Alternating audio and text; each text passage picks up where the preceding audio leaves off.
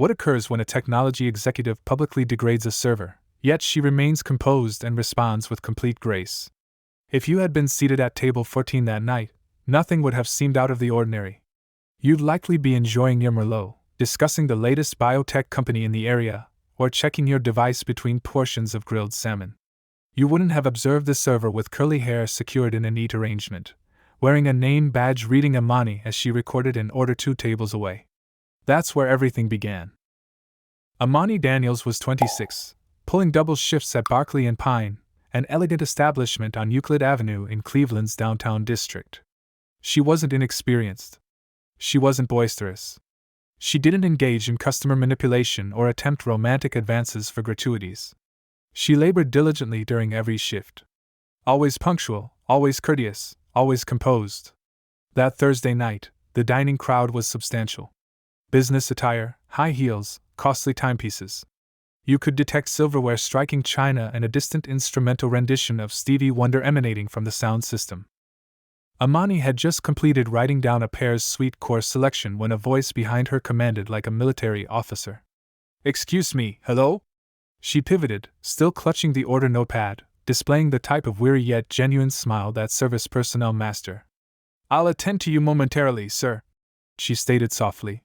"Just allow me to. I don't care about your other patrons," the gentleman interrupted. "I've been sitting here for 15 minutes. 15? Where's your supervisor?" Amani paused. The gentleman at table 9 was mature, perhaps in his late 40s, with gray hair combed back and a crisp dark suit. His manner sharp enough to slice through air. A lady sat opposite him, gazing down at her menu as if it had suddenly become the most captivating object present. "I'll assist you in just one moment, sir," Amani restated, somewhat more firmly now, still maintaining her composure. "I appreciate your patience." Then she returned to her original customers, completed their order, and proceeded toward the kitchen without hurrying. It was minor, but that choice, deciding to complete one responsibility before yielding to pressure, would ignite everything that followed. Because the gentleman at table 9 was Roman Fletcher. You may be familiar with him. Technology magnate valued at several $1 billion. Established a smart home corporation from Scottsdale, Arizona. The type of individual people pretend not to recognize when he enters a space, but everyone notices him regardless. And Roman wasn't accustomed to being asked to wait, particularly not by a black server. In the kitchen, Amani inserted the order into the queue and inhaled deeply. She'd encountered discourteous patrons previously. Some had used profanity. One had even gestured dismissively. But something about this gentleman, the manner he regarded her like she was talking furniture, made her uncomfortable. Nevertheless, she wasn't going to risk her employment over someone's inflated ego. She collected 2 water glasses and returned toward table 9. "Here you are," she said, setting the glasses down. "Thank you for your patience. What may I prepare for you?" Roman didn't acknowledge her. Didn't even glance. He stared forward as he declared, "Well, how remarkable. You can communicate and deliver beverages. Should I applaud?" The woman across from him flinched. Several patrons stopped eating momentarily. Amani didn't react. "Would you prefer sparkling or regular water?" she inquired, her tone steady. That's when he chuckled. A loud, empty type of laugh that seemed artificial. Then he turned his head, finally making eye contact with her. "You know, if your kind worked half as diligently as you complain, you might actually achieve something." The dining room didn't just become quiet. It became frozen. One server ceased pouring wine. Someone's utensil struck a dish, and nobody moved to retrieve it. It wasn't merely what he expressed. It was the volume at which he said it.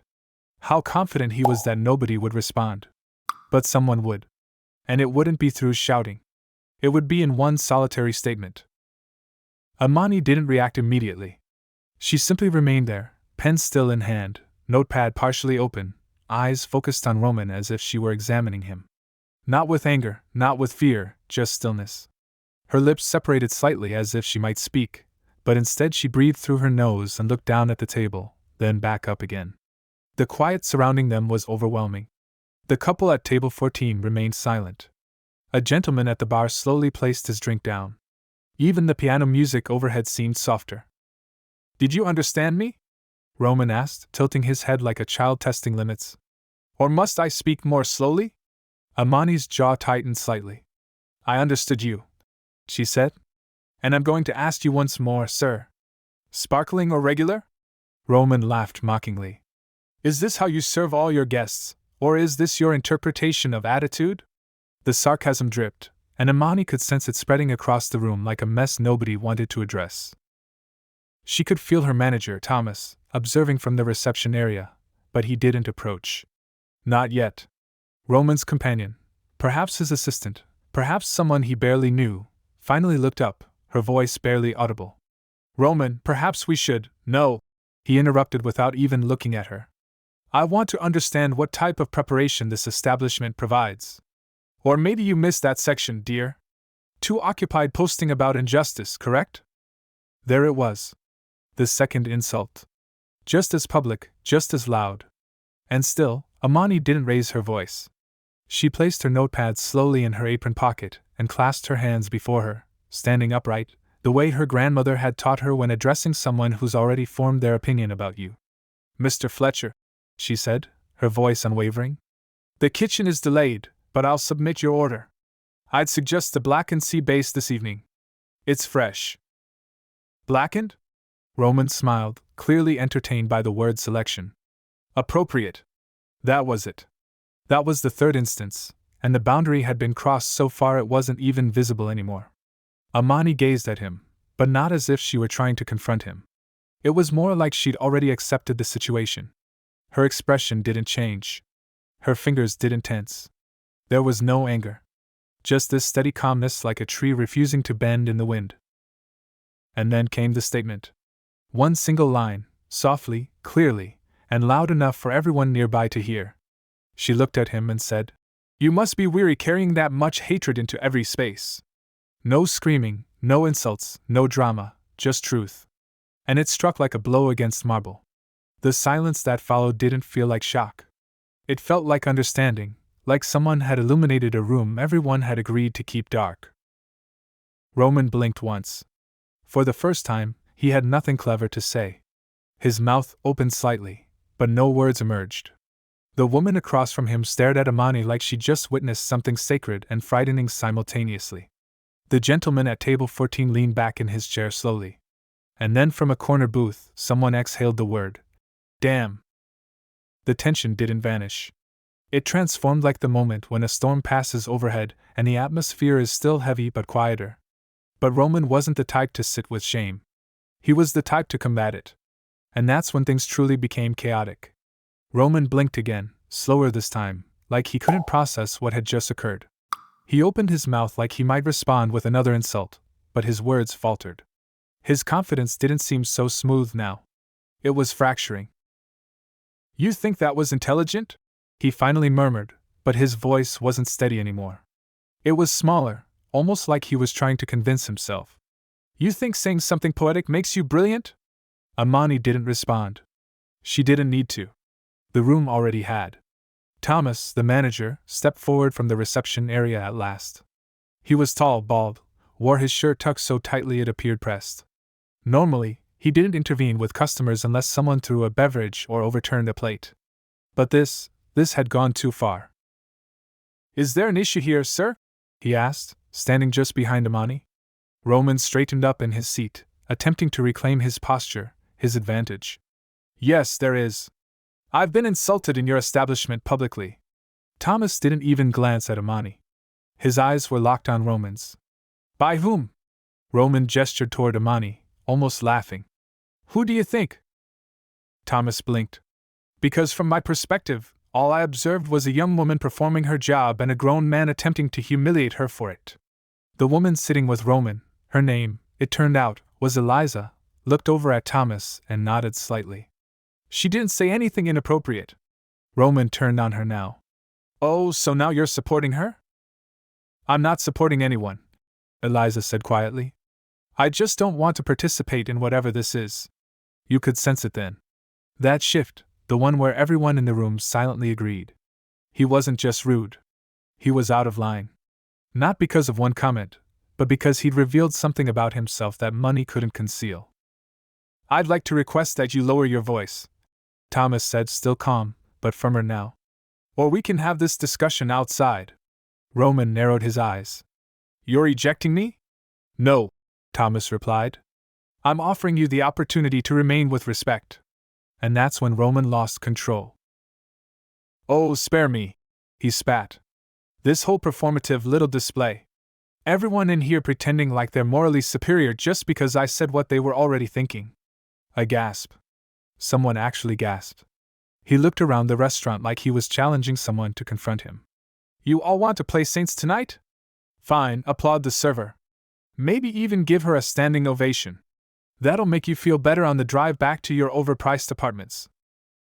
He laughed again, but this time it was unsteady, angry, desperate. I'm not the problem. The problem is people like her thinking they've earned some kind of moral superiority just for appearing. Thomas stepped closer. Sir? But Amani interrupted. Her voice was quieter now, but it cut through the room like thread through fabric. Nobody's applauding, she said. Nobody's standing. People are just watching you show them exactly who you are. Roman stared at her as if waiting for her to retract it. She didn't. He slowly rose from his chair, looking around at the faces near him, none of which met him with support. His jaw moved like he was grinding his teeth, but then he grabbed his blazer off the back of the chair and looked down at Eliza. Are you coming? Eliza stood up, grabbed her purse, and said simply, I'll call a car. That was the final blow. He turned, stormed toward the exit, and as the doors closed behind him, you could almost feel the tension leave with him. It didn't disappear entirely, but it eased like people were finally breathing again. Thomas looked at Amani. You okay? She nodded. I'm fine. He said nothing else. Just turned and walked away. But the story wasn't over. Not for Amani and not for anyone who had been in that room. Because what happened next would spread far beyond those walls. The doors shut behind Roman like punctuation, a hard stop, and for a second nobody moved. Then the gentleman from table 14 raised his glass slightly toward Amani. Not like a toast, more like acknowledgement. One by one, people started shifting again, refocusing on their meals, whispering across tablecloths. But something had changed. It wasn't just about Roman anymore. It was about how Amani had stood there, never raising her voice, never backing down, never stooping to his level. People don't forget that kind of grace. Not when it's witnessed in real time. Amani exhaled, not dramatically, just enough to clear her chest. Then she turned back to her section and continued working. She didn't want recognition. She just wanted to complete her shift and go home. But the tables had turned, literally and figuratively. A woman at table 12 stopped her as she walked by. You handled that with such composure, she said.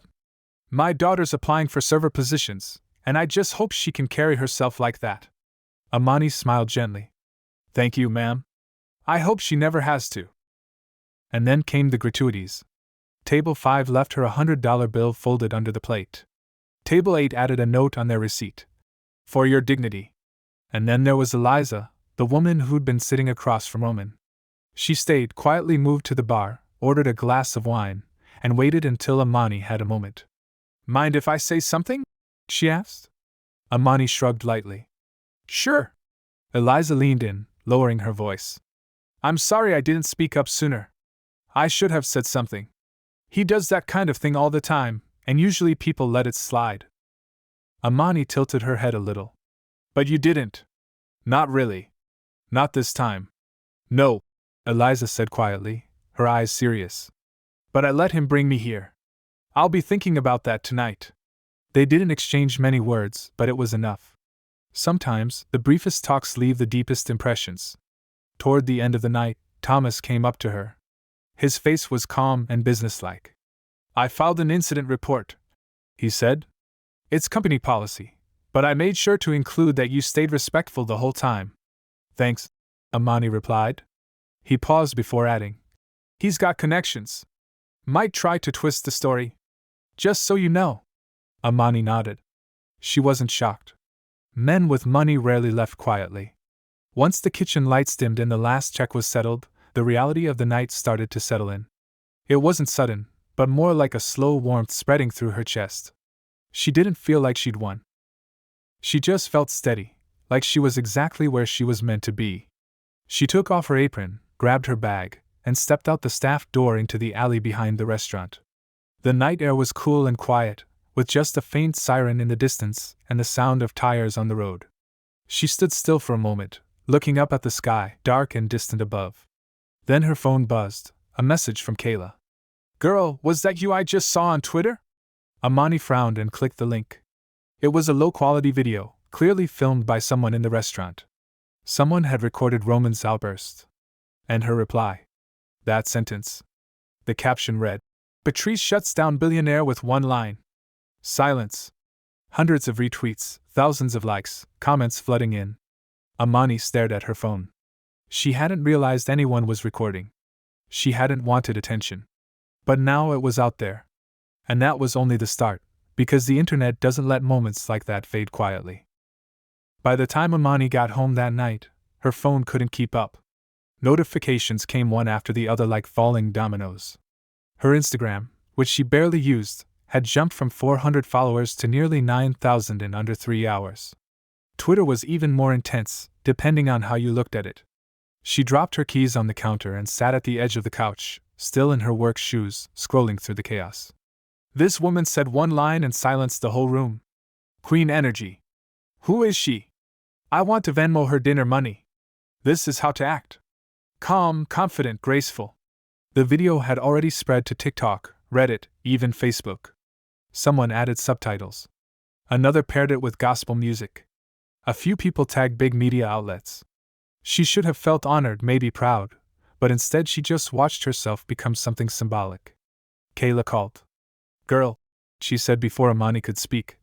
"You broke the internet." "I didn't mean to," Amani said with a half laugh.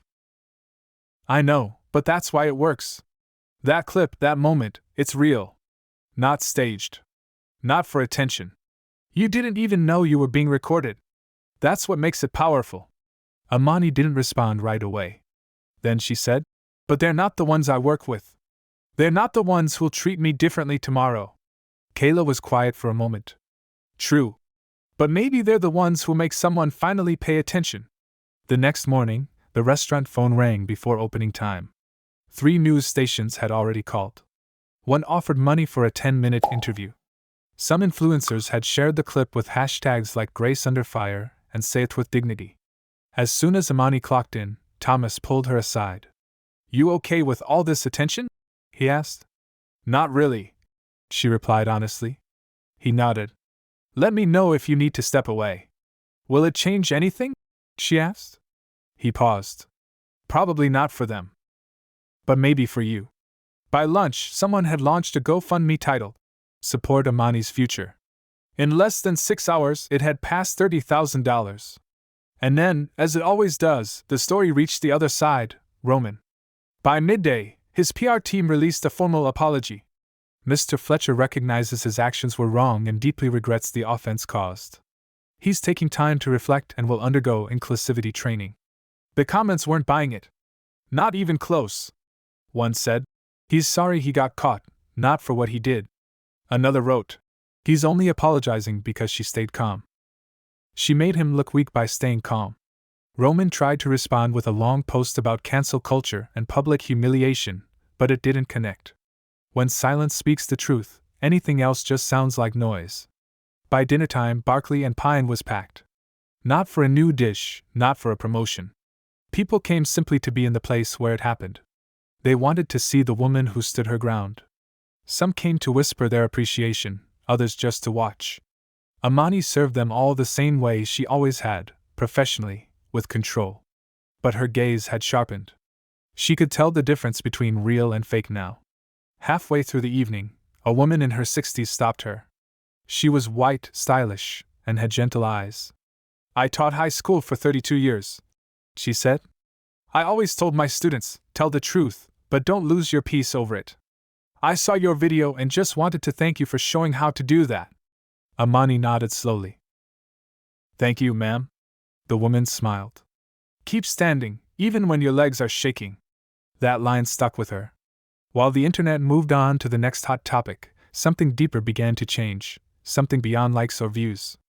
2 days later, the online buzz had started to fade, but the effect remained.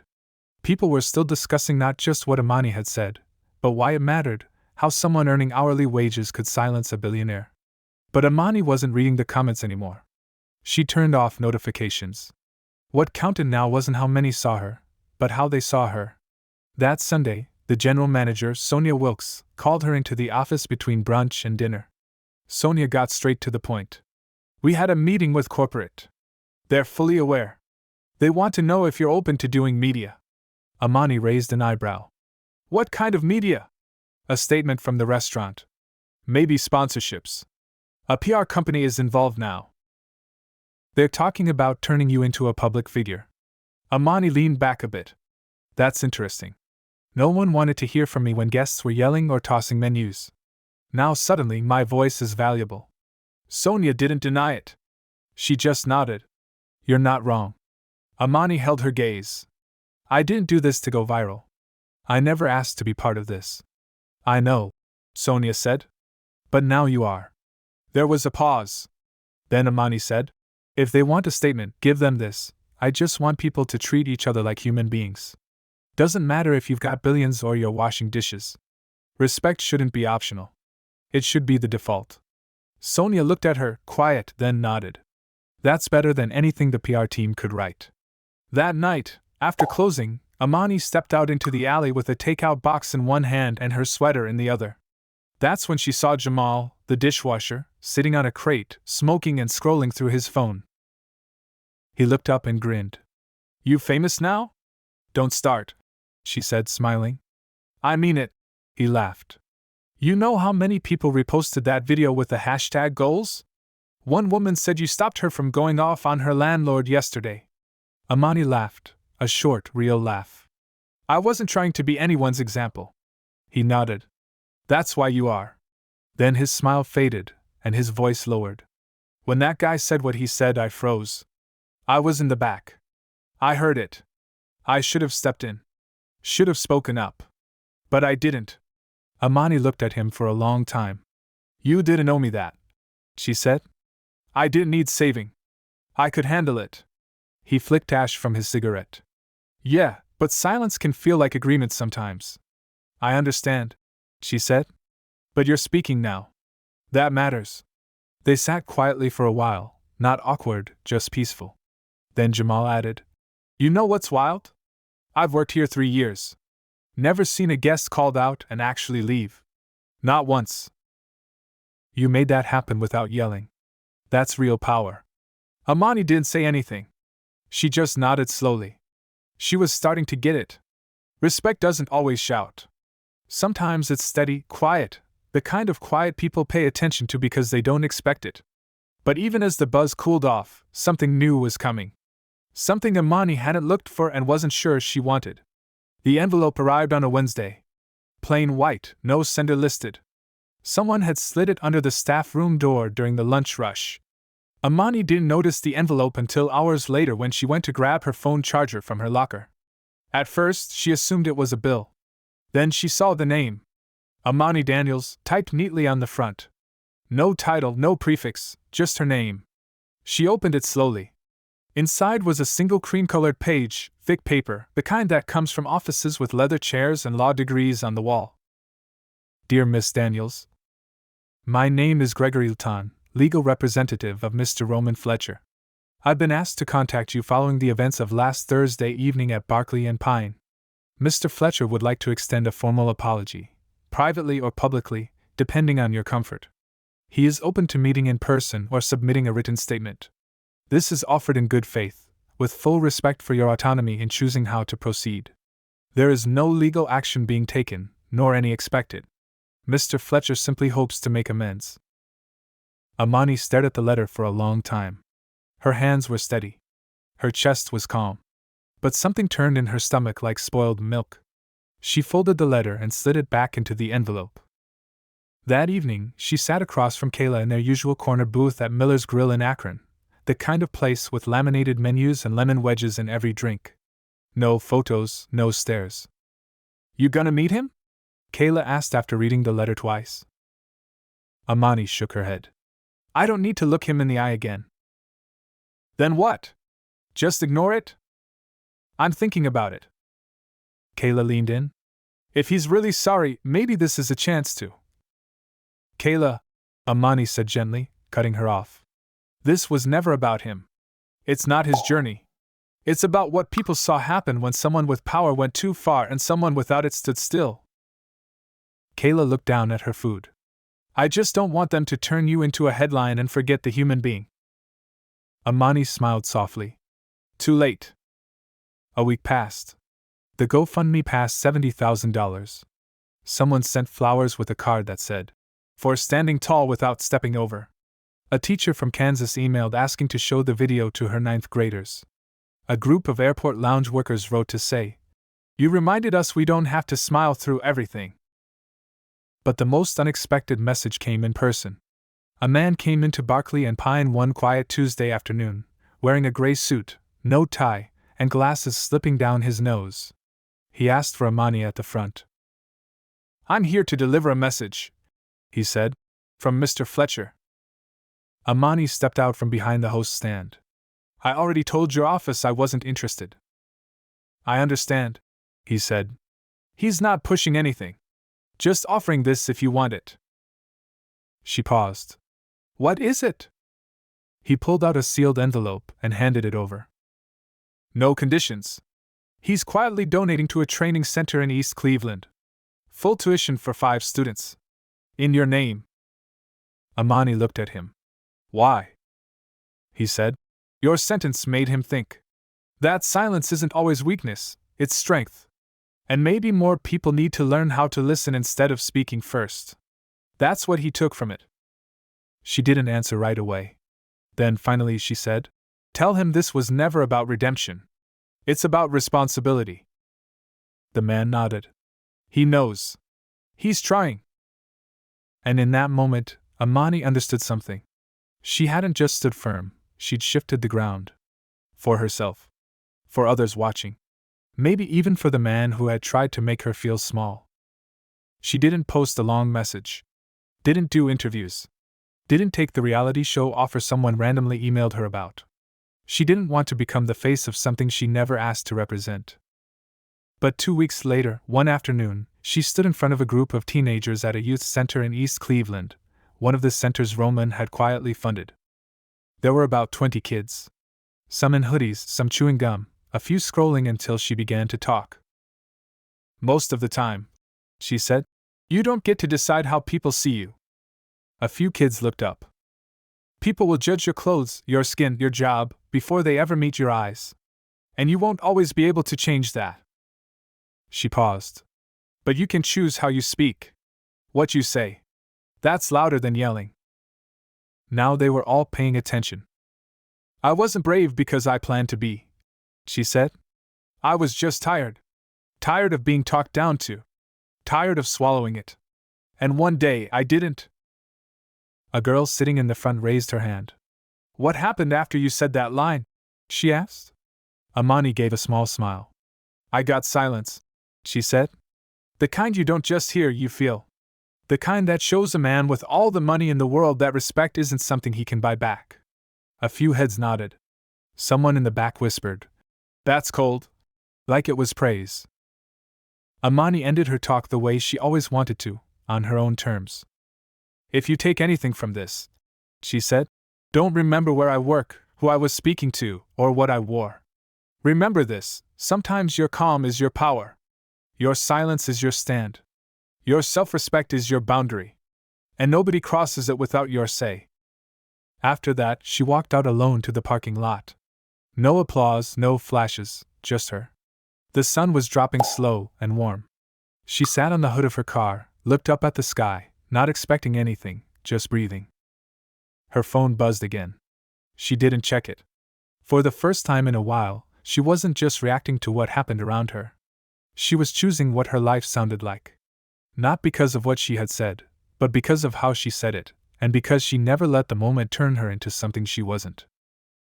If you're ever in a room where someone tries to make you feel small, remember this: you don't need to raise your voice to be understood. You don't need to match anger with anger. Your calm, your focus, can be the clearest voice there is. So when your time comes, speak like it matters. Stand like you deserve to. And remember, respect isn't something you ask people to give you. It's something you walk in with.